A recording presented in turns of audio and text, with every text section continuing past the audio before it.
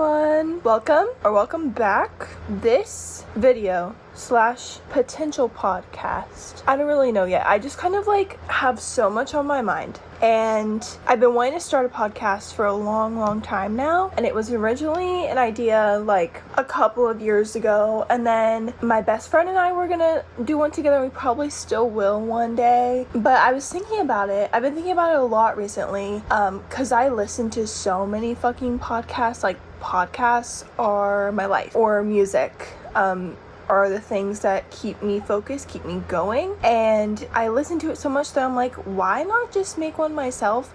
And I'm gonna be quite honest, what inspired me the most to do this is emergency intercom, because I need to spread the truth. And handsome fella, I was watching his podcast, and just something about him made me be like, I need to do that. I want to do that, and I've been wanting to do it, so I'm just gonna do it. So that's what this is. I don't know how long this is gonna be. None of that yet. I'm kind of just going with the flow, following my intuition and all that shit. I've been working on an assignment for 5 hours, and I just finished it and turned it in. But for the past 3 hours, all I've been able to think about is doing this. So it's finally time. And I don't really know where to start. You know that one TikTok audio where it's I have so much to say, but I don't know where to start? That's me right now. I have so much I want to talk about. So many videos I've thought about making all the time, constantly.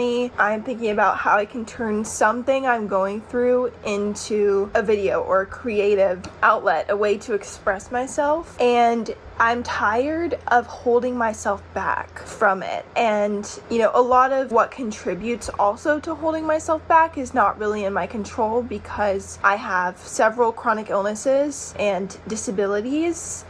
Which you can't see any of them, which is what makes it the hardest. But I do. I have POTS, I have Ehlers-Danlos syndrome, the hypermobile type, I have mast cell activation syndrome, I have a bunch of other things that I have been diagnosed with, and probably a bunch of other things that are undiagnosed and I still don't know yet. I also have long COVID, I have anxiety, depression, ADHD, I'm on the spectrum, I'm very neurodivergent, got that neurodivergent Riz, and that can also get in my way.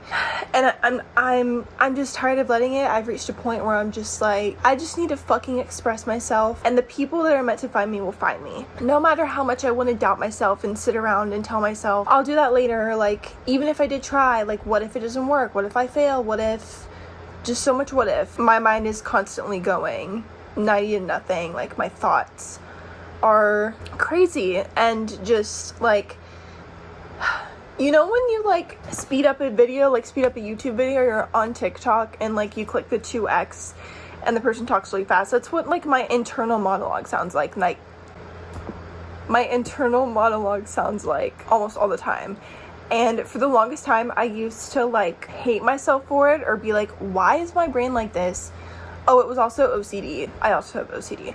But I'd be for the longest time, why is my brain like this? And I thought something was really wrong with me, and I was hating myself for it. And this past year of my life, I've been kind of why was I so mean to myself? And now I've realized that's kind of my superpower. As annoying as it can get sometimes, as dark as it can get, and I just want to shut my brain off, and I just want to a little bit, it actually can be a beautiful thing. It can be a good thing, and I shouldn't be so hard on myself. So yeah, I don't even know what that means, but it means something. But yeah, that's a little bit about why I'm making this, and just because I have so many thoughts and ideas and opinions and things I want to talk about, so I'm just gonna do it. And a lot of the time I tend to feel really lonely, and I don't mean that in a way that I want someone to feel bad for me, or to be oh, I'm so sorry, that's not it. It's just I'm lonely. And I have people in my life I can talk to, but sometimes I feel I'm the only person who truly understands myself, besides my best friend. She's kind of my clone. That's twin. She's my twin flame. But other than that, I just have so much I want to say, and so many things I think that I'm people need to know that. People need to hear that. Things I tell myself, I need to be telling other people. Or sometimes the words I comfort other people with, or the words I tell people, are things I actually need to hear. That's relatable as fuck. Like, that's so real. And yeah, I have so much shit to say and I don't know where to start. I have a few videos on my channel. I'm not the most consistent YouTuber ever. Sometimes I even forget that it's weird. Like, I'm so passionate about it. I'm so passionate about YouTube. I'm constantly on YouTube watching videos. But for some reason I forget that like it's something I want to pursue, but then I remember, but then when I think it's executive dysfunction. I like think about editing and creating and I'm like, I get so overwhelmed, overstimulated, and am like, I'll do it later, I'll do it next week, or I'll write all this stuff down and include it in a video next week, and then I just never get around to it. I have to manage my spoons, my chronic illnesses. It's just a lot, and I don't mean that as an excuse. It's just an explanation. It's just how it is, and I'm still adapting every day to my capabilities and disabilities and figuring out, what that means for me. But I've always loved YouTube. Like, I vividly remember the day I discovered YouTube, and it was like I ascended. Like, I just discovered like a treasure chest or something. Like, and ever since then I've been obsessed. And there's so many YouTubers I love. I could go on and on and on and on, but I love YouTube so much. I've always wanted success on YouTube. I think I just, again, hold myself back too much, and also executive dysfunction, which I didn't know was a thing I experienced until I was officially diagnosed with ADHD, which was just December of last year. It was always a suspicion growing up, but I never went out of my way to get tested or get diagnosed, and I did last December, and it was like, oh, wow. And then after that, I realized I also am on the spectrum, and then ever since then I've been kind of just learning so much about myself, learning so much about autism in general, putting all of the puzzle pieces together for myself and my life and my family too. Like, I don't have what one would say is like an official diagnosis of autism, right? But I know I'm definitely ADHD, and I think self-diagnosis is completely valid. Like, that's a whole other topic for a whole nother day, but it's completely valid in my eyes, and if you disagree, I'm not gonna argue with you. You can have your 2 cents on that, but also open up your mind to learning new things about it, because I used to be a person that was like, ew, like, if you self-diagnose, like, no. Like, I know there's so much stigma around it, and I used to be part of that problem and the part of that stigma, and I'm like, I made a complete 180 from all of the old things I used to think, just because I'm so open to learning and I'm so open-minded. But it was definitely a process to become that way and let all of those, like, what's the word, like, those societally like ingrained ideas that don't like really give you the freedom to form your own opinions, if that makes any sense. Like, I was just listening to what everyone else was telling me, and I used to be like, oh my god, like, that's so attention seeking, or that's stupid, when that's not the case at all. Also, lots of internalized ableism that I've had to work through myself, and ooh, that is a journey, because it's like, it's not even if you choose to be ableist, like, just let's just put it simply, you're a piece of shit. But if you are and it's not intentional, and you realize like, what, like, there's just so much to unpack there. But that is quite a journey. But where was I going with that? Yeah, I've had to do a lot of unlearning and learning and unmasking, and when I realized I am autistic, it was scary for a long time. It has been scary for a long time. I think besides the last few months that I've really leaned into fully accepting it, fully accepting myself, loving myself 100% no matter what. And that is so hard to do after so many years of hating yourself and so many years of childhood trauma and just trauma in general, not to mention like everything medically I've been through as well. I've gotten myself through all of it. Of course, I have a great support system. I have amazing friends and amazing like online community, and yeah, but at the end of the day, I've been the one to do it all myself and accommodate myself, even if people don't understand it or they don't want to accept it. I haven't given up, on myself. No matter how many times I've wanted to, how many times I've just wanted to run away. And I still have days like that where it's like, even if I'm content with myself, I still think I deserve better, and I know I do in so many areas of my life. And that's what kind of hurts a lot when it comes to chronic illness and disability, is like knowing you deserve better, you deserve more resources and help and care, but the sheer fact that it's not accessible to you can be like soul crushing and make you question everything. Like, that might sound kind of loaded, but it's how I felt before. I know a lot of other people feel that way. Like, it's like when you realize just how ableist America is, not to be like that person. And I really don't like, well, I can talk about politics. It's just not my most favorite topic, but I think it's important also, and I don't mind talking about it. It's just, it can also be scary to talk about on the internet because so many people like want to dig their claws into you about it. But yeah, realizing that not just America, but sometimes the whole world doesn't want to include you. Like, when you realize the country wasn't designed for people like you, or, you know, things you just aren't accepted or thought about or acknowledged, it hurts. It's so painful. Emotionally, God, I did not want to cry. It's really hard because, like I said, it makes you question everything you've ever known, everything you know about life. It makes you question, why hasn't this changed in so many years? Why can't everyone just be included? Why not only do I have to suffer and deal with this, but there are millions of other people who do too, who suffer for no reason sometimes. And like, things can be prevented and things can be taken care of, but it's a matter of the government choosing not to, choosing to exclude us, choosing to harm us. That shit hurts, and it broke me for a long time, until I was finally like, I need to share my story.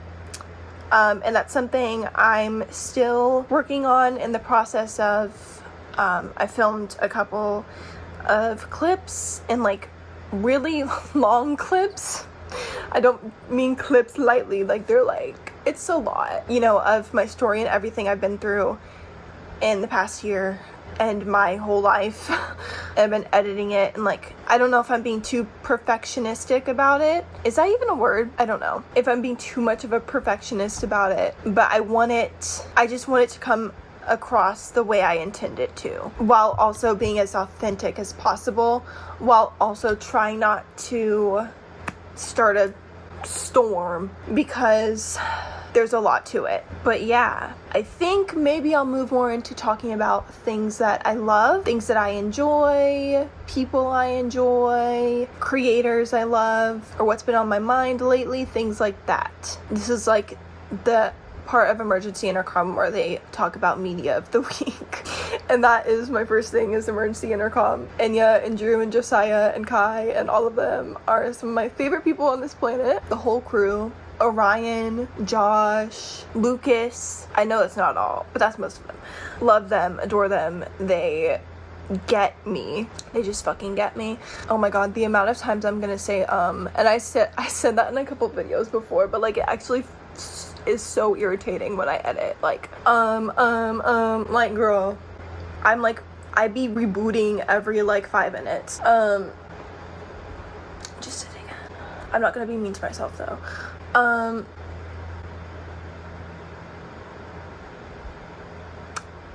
What else? What else have I been loving lately? Olivia Rodrigo, freaking Guts. One of the best albums ever. Like, Argue with the Wall. Literally Argue with the Wall. I love that album. I love it so much. I don't even know where to start because I just love Olivia so much. It spoke to my soul. It speaks to my soul. Like, let's just talk about it. Literally what I open up on my iPad the second I open Spotify. I'm trying to like rack my brain on where to start with this album because it's just so good. All American Bitch.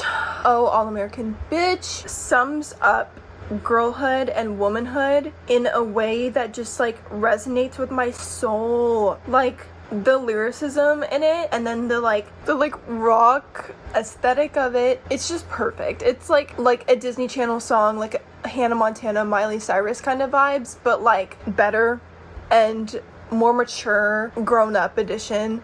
And I know that like so many people on TikTok were like, it's start all over, she copied her, and people say that about so many of Olivia's songs. But same thing with Doja Cat, same thing with like so many other artists. And a lot of music now, like, I don't know, I feel like that's kind of the point of music sometimes, is to sample, but not even like to the point where it's 100% copied, right? Because obviously that's an issue, but just to take inspiration, like. And I forgot what song it is that Paint the Town Red is sampled off of, but it's a very, very, very old song. But yeah, I was like, y'all sound a little dumb. Like, I'm sorry, not to be rude, like, but y'all sound a little dumb. That's kind of like the point when it comes to certain amazing artists like Olivia. But yeah, I love All American Bitch, and I love the end when she's like, all the time, I'm grateful all the time, I'm sexy and I'm kind, I'm pretty when I cry. Like that's my new affirmations, you know, like she just gets it. She gets it. Bad Idea, right? So good, like 10 out of 10. She ate with that. And I feel like so many people can relate to it because I think we all have that one ex that is a bad idea, right? She just knows. It's like she's inside my brain. When this album came out and I listened to it, I was like, does she live in here? Or does she, like, how does she know? And the timing of it was fucking impeccable too. You know when you're going through something in your life and an album comes out or a song comes out that like resonates a little too well? Yeah. This entire album, but especially Bad Idea, right, and Vampire. Same thing with both of those. Vampire is so good too. Like there's so much to unpack. Her songs just make me think of my exes, and I'm like, bitch, how did you know? All men are the same. That's the gag. Oh, I don't want to talk about it, but I do, because like I know who my vampire is. All of us have a vampire, right? That bleeds you dry and doesn't have a heart. And that's that. That's all I gotta say. Lacey, my first listen to it, I was kind of like, the beginning of it, I was like a little, I don't know what the right word is. I don't want to say weirded out because that's not it. I was a little off-put, I guess, because it wasn't what I was expecting. But I've grown to love this song. It really captures how, like, you are obsessed with someone, or not necessarily obsessed, but like infatuated by someone, or you want to be like them, you're a little envious of them, you love them, but you resent them at the same time. Again, you're jealous, you're envious because they have everything that you want. And I've been in a really similar situation, an ex-best friend kind of thing. I think we all have, or a lot of people have, and a lot of people can relate to that too, because like she goes, I care. I was like, like I just wanted to cry. Yeah, that one speaks to me. Ballad of a Homeschooled Girl. Even though I wasn't homeschooled, it's just so good. Like, I understand. I think it reminded me a lot of how I felt in middle school and high school, like how I just messed everything up. I was very quiet, right? I'm more of an observer. I've always been an introvert, but I was bullied a lot and I would try and retaliate, or I would like get involved in drama and dig a hole for myself in some instances. Other times it wasn't my fault, but the times that it was, I would, be like, I know, I mess everything up. Or for things that weren't my fault, like during high school, I had to go to like a special achievement center, I think it was called, because I was so depressed at the end of freshman year that I was admitted, right? And my grades got really bad after coming out of inpatient. And when I went to that achievement center, everyone, like, people were making fun of me. They were like just so mean, and it felt like every time I stepped outside, like, or I tried to open up to my friends about it, I would just get shot down. I would get bullied or made fun of, and it felt like social suicide. And ooh, that's crazy. Like, that is crazy. But now karma got its kiss for me. So, am I traumatized? Yeah. But at the same time, I mean, I feel bad for those people, obviously. Karma's out of my hands, though. That's all I'm gonna say. Making the bed? Where do I even start with that one? It's like... like, you know, it just makes me cry. Olivia is... ugh. Like, how does she understand this well? Pushing away all the people that know me the best. Sometimes I feel like I don't want to be where I am. Bitch. Shut up. Shut up. That's actually so offensive. I like have chills just talking about it. I don't think I can keep talking about it. Like, I just... oof. Oof. We're gonna go on to the next one. Logical. This one actually hurts a little more. I think we all have a logical as well. And... not me disassociating.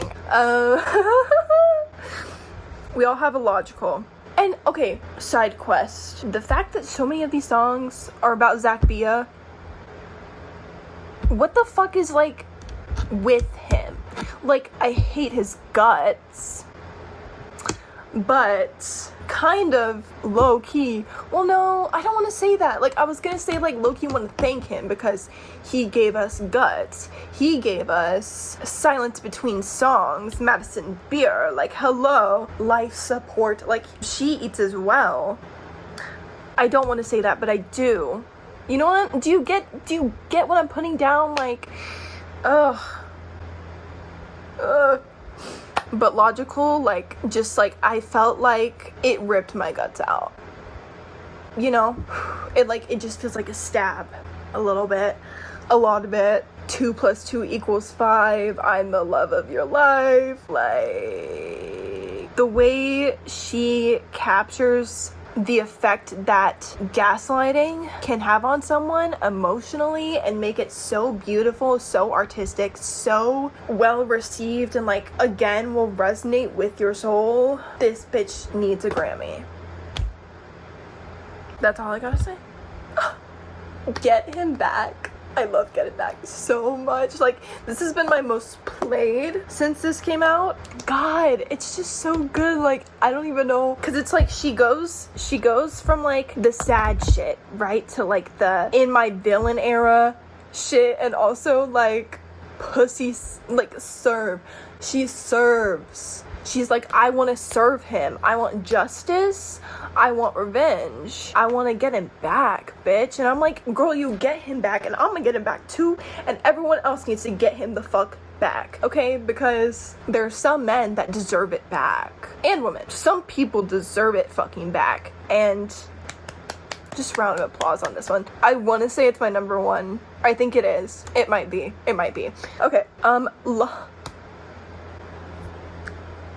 Love is embarrassing. This song also captures something that I went through recently, like really recently, with someone I was talking to. When she goes, I give up, I'm like, bitch, that's me. And how, you know, those talking stages, and, like, I'm getting way ahead of myself. It's so cool to me how she captures that as well. How fucking relatable it is. How frustrating it is when you're in that honeymoon phase with someone, or you're, like, getting to know someone and you're obsessed with them, or not necessarily obsessed, but you really like them. You think they might be the one, and you're like, I'm gonna tell people, I want to share this with people, and then it doesn't work. Something comes to light, and it's like, you just know it's not gonna work, right? This is why it's so hard for me. Like, I keep dissociating about it because I'm like, that literally happened to me like 4 days ago. But the thing with me is, I don't tell anyone for a long ass time because I'm afraid of jinxing it, because every time, like for the past 2 years, like ever since my last relationship, everyone I've talked to that I have told someone about, told my bestie about, told my mom about, whatever, doesn't end up working out. And I'm like, I swear to God, like I'm jinxing myself so that I don't tell anyone, but then it still doesn't work anyways. And that's even more embarrassing. Maybe not through the eyes of other people, but just for yourself. You're like, bruh, it doesn't matter if I do tell anyone or I don't, because it still didn't work out. And now I'm just confused, I'm hurt, I am embarrassed. It's embarrassing, and I want to crucify myself. For some person, they're not worth mentioning. You realize they're not even worth mentioning because it would have worked out if they were. I just dropped a fucking bomb. Thank you, Olivia. I'm like sitting in the weirdest position right now. This is HEDS core. Like, I don't want to say that. This sounds a little inappropriate, but like my legs are like, because this is what's comfortable for me. The Grudge. This one, I might actually cry. Like I said, we all have our vampire, right? Or our deja vu, or our logical. In this entire song, I was thinking about mine. And like every line, every single line, I'm like, bitch, how did you know that? How do you know? She's in my brain. I have nightmares each week about that Friday in May. On one phone call from you and my entire world was changed. Like 2020 me, like I have goosebumps. I have literal goosebumps on my legs because like that's way too fucking real. Trust that you betrayed, confusion that still lingers. You took everything I loved and crushed it in between your fingers, bitch.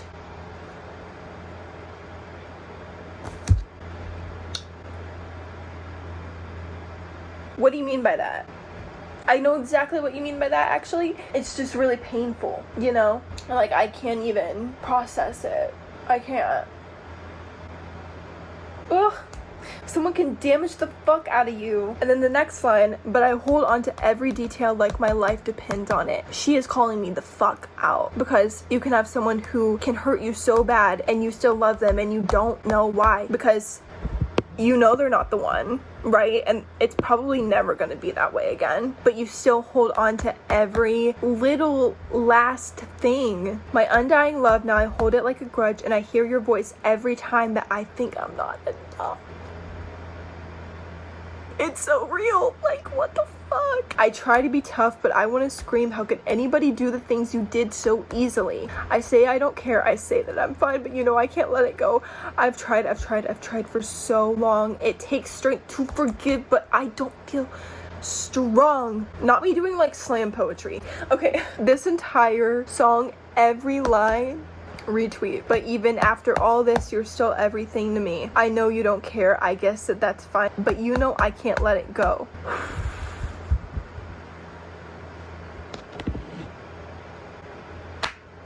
What the fuck? I'm going crazy because I don't even know what else to say. I'm thinking way too hard about my ex right now, and I shouldn't be, because the gist of it is I didn't deserve that. They're not the one, but I still hold it like a grudge, okay? Goddamn, that one, Okay, Pretty Isn't Pretty. I love this one so much because it's so...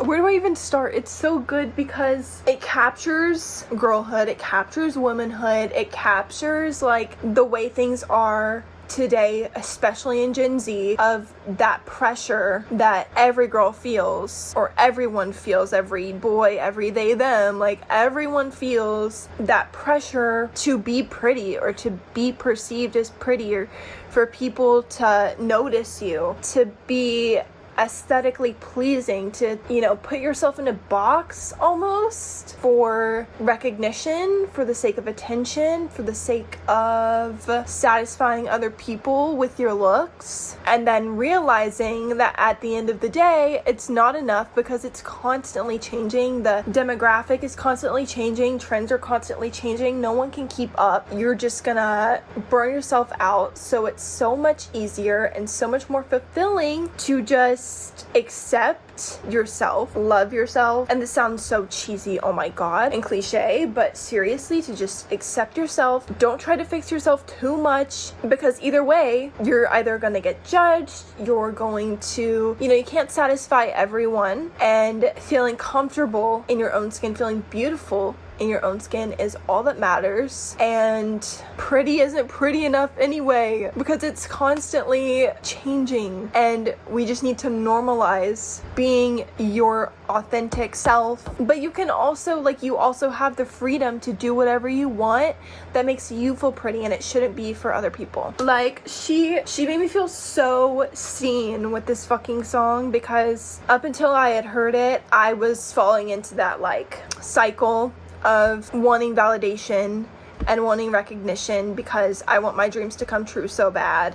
And I've always wanted to be famous or an influencer, and it's funny because the most success I've had so far, it's not a lot, right? But what I have experienced thus far is because I was being myself, and I was being authentic, and I was being funny, and I was letting my internal beauty show. Yeah, do I make thirst traps and stuff like that, or do my makeup and make TikToks? Yes, but not for the same reason anymore. Sometimes I lose lose sight of it a little bit, and I'm oh my god, I want a TikTok to blow up just for me being pretty, and that hasn't happened, right? But yeah, I just love this one because I was falling into that pit where it was I was starting to compare myself too much and was trying to overcompensate.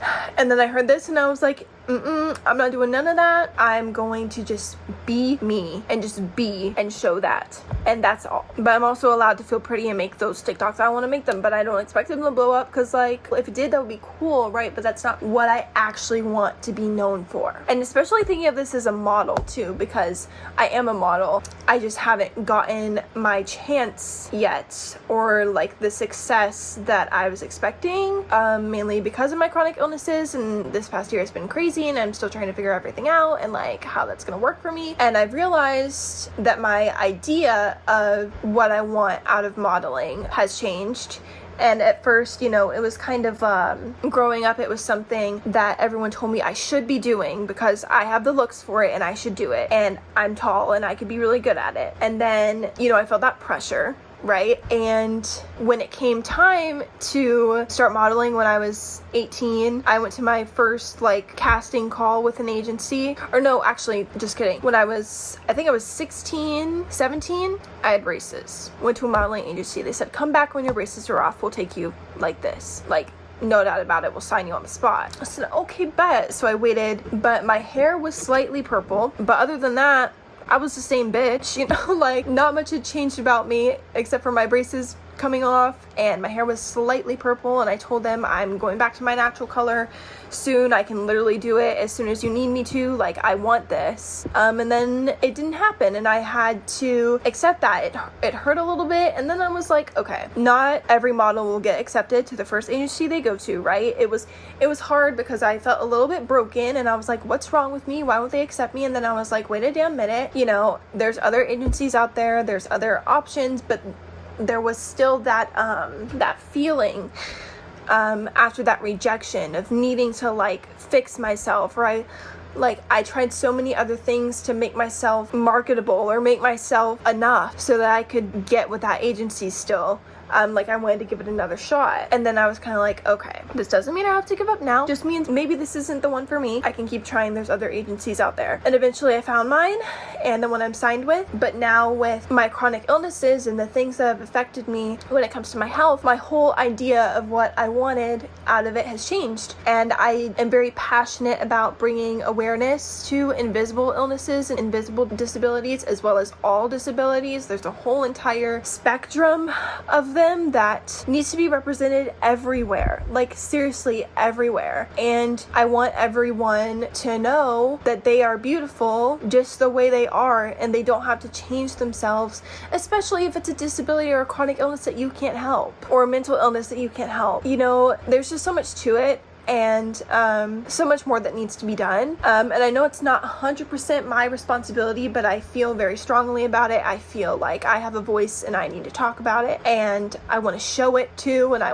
want to model for brands that have people like me in mind. And it seems like that's a little hard to come by, and that's what's hard for me to process or learn to live with, because then it's like, well, does that mean I'll ever be able to achieve that? Does that mean I should just stop trying with that part of my life, that path? Because it took me so long to get signed, because with my agency, it's not just an agency, it's also a school. They taught me everything I need to know about modeling and acting, and that is something I am going to be forever grateful for, because it was just amazing. It is amazing. They're amazing. You know, I just don't know exactly where it needs to lead to. That was like a whole entire tangent, like goddamn. But yeah, pretty isn't pretty enough, but it is. That's my 2 cents. Okay, last song is Teenage Dream. This one made me feel so sad, because it resonates with a part of me that was so confused and so alone when I was a teenager, when I was 19. Even before then, I still feel like I'm 19, like almost every day of my life too. Like I have to remind myself a lot that I am 22. Like I'm a 20-something-year-old teenager, and we need to normalize that. Like, for God's sake, there's so much pressure nowadays on people in their 20s to know exactly what they're doing with their life. And I'm like, no, your 20s are all for figuring everything out, and then your 30s are when you actually get serious and settle down. Like, there shouldn't be so much pressure on 20-somethings, because it's a driving factor to why so many of us are depressed. Anyways, when she said, "I fear that they already got all the best parts of me. I'm sorry that I couldn't always be your teenage dream." That one hurt. That hurt, because as someone who spent my teenage years depressed and anxious and having panic attacks and not knowing what was wrong with me, and then realizing that there's nothing wrong with me, actually. It's a lot of stuff that's not my fault, but damn. I just want to hug her, like I want to hug Olivia, and I want to hug the teenage version of me, because it just resonates so well. Will I spend the rest of my years wishing I could go back? And sometimes I'm like, yeah, I will. And that's what, you know, that's what your parents will tell you, or older people than you will tell you all the time. Like, don't waste your adolescence. You're gonna want to go back one day. Don't try to grow up so fast, and you like go against that grain, and then you realize, fuck, I want to go back, and I can't. That's gonna make me cry. That's gonna make me cry. And then when she goes, they all say that it gets better, but what if I don't? Hearing those lyrics from the perspective of someone with a chronic illness, and knowing that that teenage version of me was sick and didn't know it yet, and put so much of the blame on herself, and I still struggle with that now, because I'm like, what if I don't get better?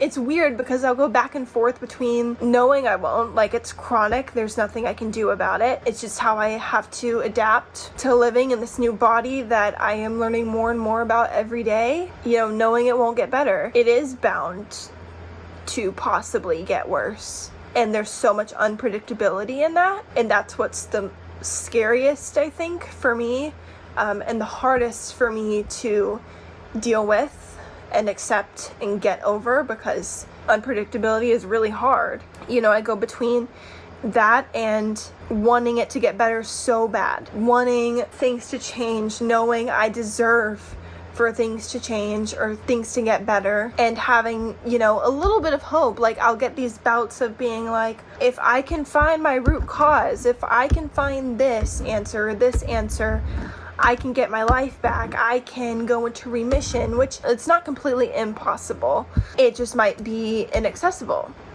And that's when I'm like, but what if I don't? Yeah. Damn. This album, like a million out of 10. So yeah, in conclusion, I love this album. What are other things I've been enjoying? Last night, I watched 2 movies. What were they? Not me forgetting. I rewatched both of them.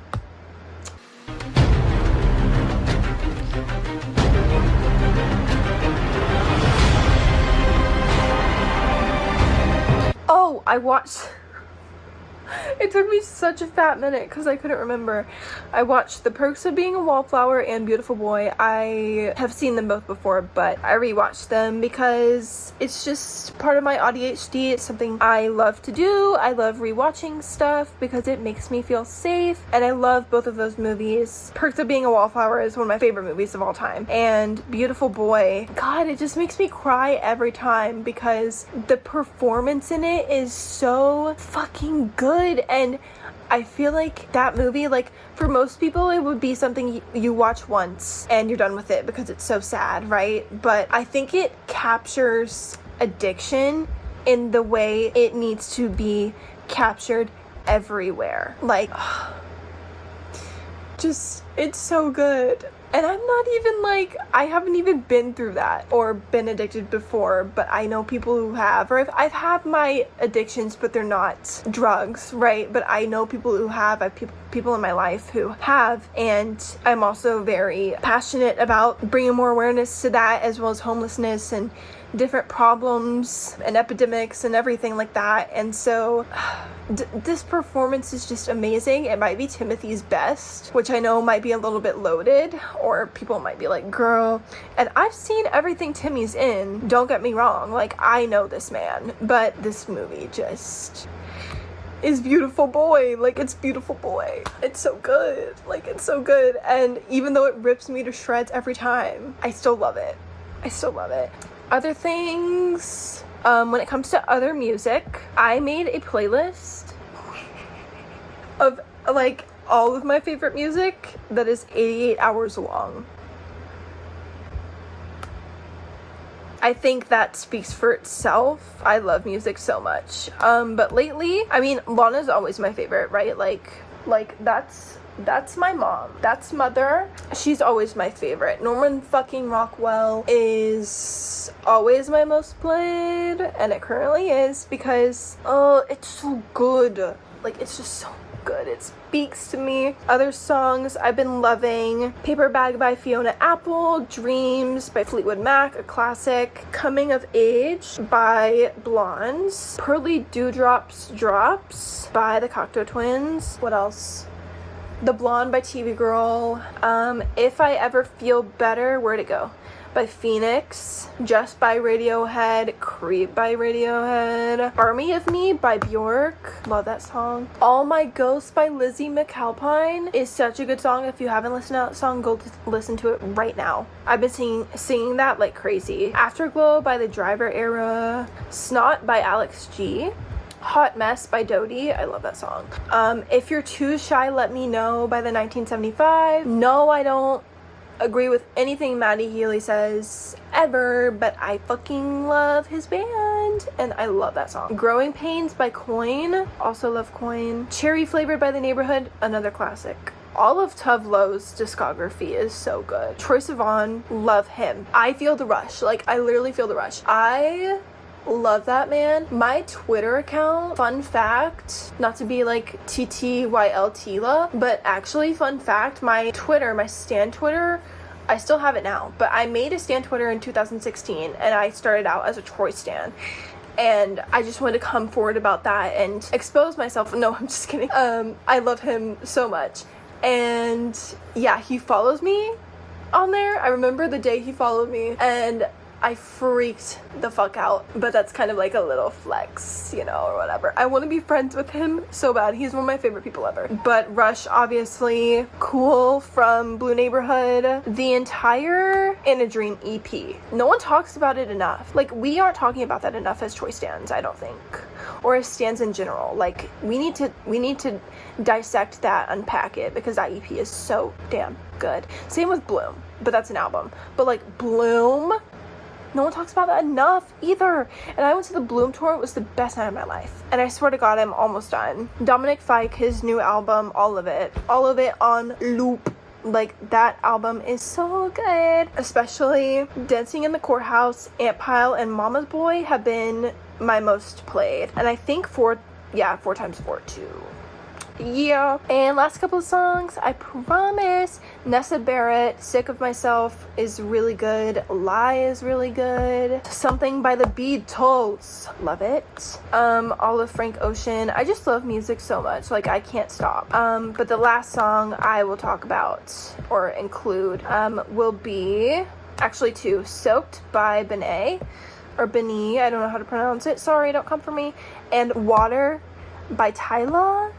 Make me sweat, make me harder. Like, that shit is so catchy and good, and she is beautiful. She's a goddess, and I love her, and I love that song. Thank you so much, Tyla. Like, thank you. I worship you for that. That's all of my media, or my music.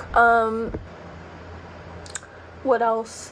I'm going to talk about school because I'm currently looking at my Canvas dashboard. So I am in school this semester. I'm in community college and I'm doing it online because I'm still one of the few people who are COVID conscious and don't really want to participate in spreading the vid. So I'm taking online classes at community college, and my major is video production, which I don't know if I want to keep that as my major. And that might sound kind of like, girl, you're literally a YouTuber, like that would make sense. I know it would, but at the same, I don't know, maybe I'll keep it for a couple more semesters. I don't really know, because like when I signed up for classes this semester, I wanted to take classes that had to do with my major, right? But it was kind of a very last minute, like a little bit of an impulsive thing, but also because I was like, okay,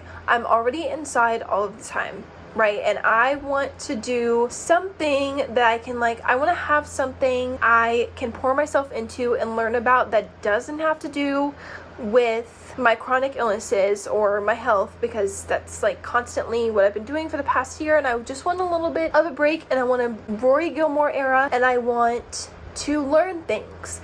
So when it was time to register, it was like mid-August or beginning of August, something like that.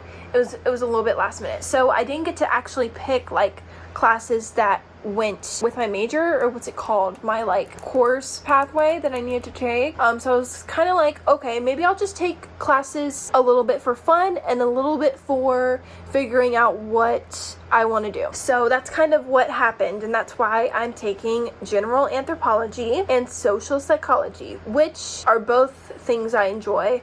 Some of my special interests, because my major before the beginning of COVID, and I'm saying beginning because we're still in it, but before the beginning of COVID was psychology, and it was more of a, I was having a crisis. Because you know how people say girls that are in psychology only take psychology because they can't figure out what's wrong with them or why they are the way they are? I was like, I don't want that to be true for me, but it kind of is. And I know someone who it is true for. That's none of my business. Anyways, it was also because I felt pressure because I was comparing myself so much to not only people in my life, but like thinking too much about my future and like wanting so bad to like figure out what the fuck was wrong with me mentally. And now I know it's something I can't fix. I just kind of have to live with and learn how to regulate, and it's an ongoing learning process. So I mean, I could still do that if I want to, I just don't know yet. But yeah, that was my original major, was psychology, and then COVID started, and I was also working at the college and then got laid off. It was kind of like a layoff, like, oh yeah, we're in a pandemic, so no one can come here, because I was like a campus ambassador and would do tours and orientations and things like that. It was all in person on like 3 different campuses. And so I couldn't do that anymore, so they were like, sorry. And then after that, I had a whole crisis. Went through the first like breakup of my life with my first love, which like, that one's always the hardest. But just a lot happened, and I kind of silently dropped out. Like, I kind of like just ghosted. I ghosted and then didn't go back. And now I finally decided to go back. I'm enjoying my classes so far, even though I have really bad time blindness and executive dysfunction. I'm still enjoying them. Like the book I just finished reading for my anthropology class, I'm really glad I took this class. Even though this book is a little bit disturbing, it's called Dead Men Do Tell Tales by William R. Maples and Michael Browning, and it's a forensic anthropology book, so about crime and death and dead bodies and murders. It's a little bit disturbing, but at the same time, good. I liked how it ended, how it was, where'd the line go? I just highlighted it. He says, "It is simply that the lamp of science, properly grasped and directed, can shine its rays into the very heart of darkness. It can seek out and snare the most artful evildoer in a bright, unequivocal beam of truth. It cannot raise the dead, but it can make them speak, accuse, and identify the agent of death." That's crazy. "With each solved case, with every confession, we extend our knowledge of the criminal mind and its methods, and we render the threat of capture and punishment all the more real and credible." This book is so interesting. Like, it's so interesting. Forensic anthropology was something I considered a little bit before, because I've always been one of those people who enjoys true crime or reading true crime stories. I've always been like, why did they do it? Why did they do it? Why did they do it? And reading this book kind of, I guess, brought me back to that place, and I was kind of like, I think I would be good at it. But at the same time, I don't know if I could handle it, but it's interesting to read about nonetheless. Maples isn't just like he's not doing it just for the job or just for the money. He goes into it deeper. Just the way he writes and the way he tells these stories, it's just really cool. Like, even though it's not cool what he finds and what the victims went through, it's still interesting. And the way he can identify a victim who, looking at what's left of them, you would think there's no hope. And it turns out there actually is, and he can help them gain justice even after they're gone. Yeah, it's fascinating, which might be a weird thing to say about this, but it is. Like, you just have to read it to know what I'm talking about. But I read this. At first, I was like, I don't want to be reading this. This is disgusting. I couldn't eat. I couldn't. And then I kind of got used to it. And then everything else followed. But yeah, I'm reading that book. And then we're learning about evolution, which is also another subject that's very fascinating.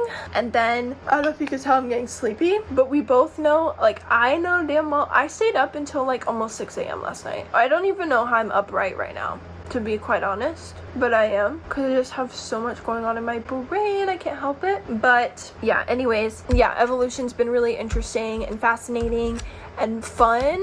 Like, it's just kind of fun to think about how far humans have come, but also kind of funny because, like, I look at evolution memes, like, we had to submit a meme, and I thought it was funny because, like, there was one I saw, and I should have submitted it, but I picked a different one. Oh my god, I'm so tired. Hold on, let me find it. I think I downloaded it. Did I download it? I think so. I'll just put it on the screen. I literally just put it on the screen, like, bruh. Yeah, it's just funny. And it made me think about Emergency Intercom because of the merch that they released a few weeks ago or a month ago or something. And I feel so dumb and upset because for my birthday, I got birthday money, right? And at first I was gonna save it. And then Enya and Drew dropped new merch, and I was like, obviously I'm gonna buy it. So I bought it. I placed an order, right? And I said in my birthday haul video that I was gonna get it, and now I didn't get it. I never got it because it was like 3 weeks since I had ordered it. I should have just thought, like, it's Enya and Drew, like, come on now, like, give them some time. But it had been 3 weeks, and when I went to, like, for the shipping updates or the tracking updates, it was like, not found, not found, not found. So I was like, okay, let me, like, cancel it, get my money back, and then I'll reorder it. But then when I did get my refund, I went to reorder it, and it was all out of stock. So I never got any of it. And then, like, it was like the day after I had canceled and got my refund that people were like, oh my god, mine shipped today, or oh my god, I got mine today. And I was like, be so for real. Be so for real. Like, that was my birthday gift. Like, what do you mean? That was my birthday gift to myself, and I never got it. And, like, it's so devastating. It's so devastating. Like, I don't want to talk about it. Anyway, but it made me think about the merch where they have like the monkeys on it. Like, yeah. Anyways, there's so many things other things I want to talk about in this, but it's literally been an hour and a half and I need to go to bed. So I will see you guys whenever my next episode is. I hope you're doing well. I love you guys very much. If you haven't already, you should subscribe and like this video. Maybe share it with someone who you think might like to listen to it. I don't know. Comment below topic ideas or your favorite things right now, your favorite media, or what you want to know about me. If you want to know more things about me, because I am a pretty open book. Oh, also follow me on Instagram, TikTok, Twitter, all the things that you want to, they'll all be down below. But yeah, other than that, I love you guys very much. I will see you guys when I see you next. I hope you're having an amazing day or afternoon or evening, and I hope you know that you are loved. And I'll see you guys next time. Bye.